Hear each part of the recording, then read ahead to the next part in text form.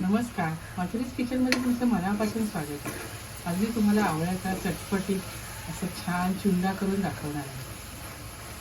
सध्या हिवाळा आहे आणि बाजारात आवळे खूप छान येतात, म्हणून आज मी हा चुंदा करायला घेतला आहे. चला आपण रेसिपीला सुरुवात करूया. आवळ्याचा आंबट गोड चुंदा करण्यासाठी इथे मी पाव किलो आवळे घेतले, 100 ग्रॅम ओली हळद घेतली आणि हे सारं साहित्य मी किसून घेते. अशा प्रकारे मी मोठ्या चाळणीने किसून घेते.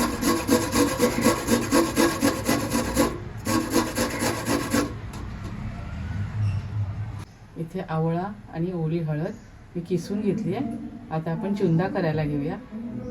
आवळ्याचा आंबट गोड तिखट चुंदा करण्यासाठी इथे मी कढईमध्ये 2 चमचे तूप घेतले.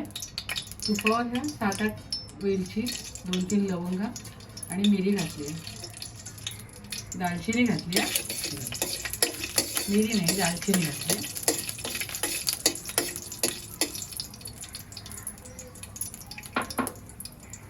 तेलावर थोडी चमचाभर बडीशेप मी कुटून घेतली, ती घालूया आणि थोडंसं परतून घेऊया.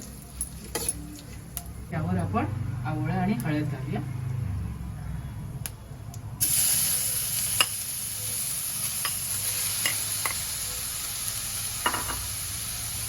आणि छान परतून घेऊया.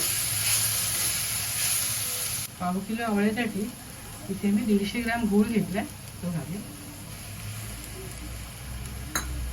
आणि 100 ग्रॅम साखर घेतली. तुम्ही नुसता गुळही वापरू शकता. आणि आपण हे छान परतून घेऊया.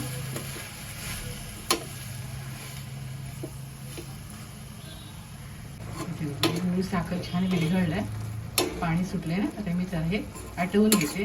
एक तर 10 मिनिटं लागतील आपल्याला. त्यामध्ये मी थोडी सुंठ पावडर घालते.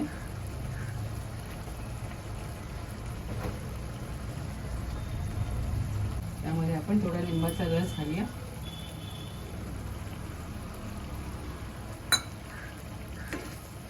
आणि पुन्हा एक 5 मिनिटं शिजवून घेऊया. चुंदा आता होत आला. आपण आता यावर थोडं रॉक सॉल्ट घालूया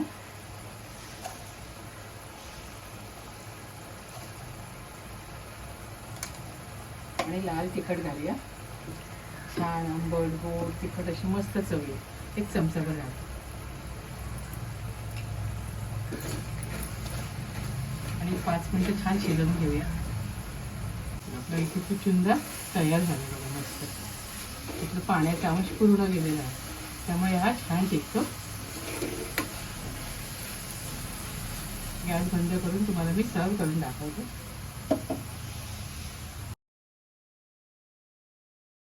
इथे छान आंबट गोड तिखट असा आवळ्याचा चुंदा मी तयार केला आहे.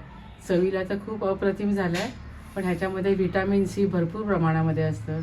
शिवाय हे अँटीऑक्सिडंटसुद्धा आहे.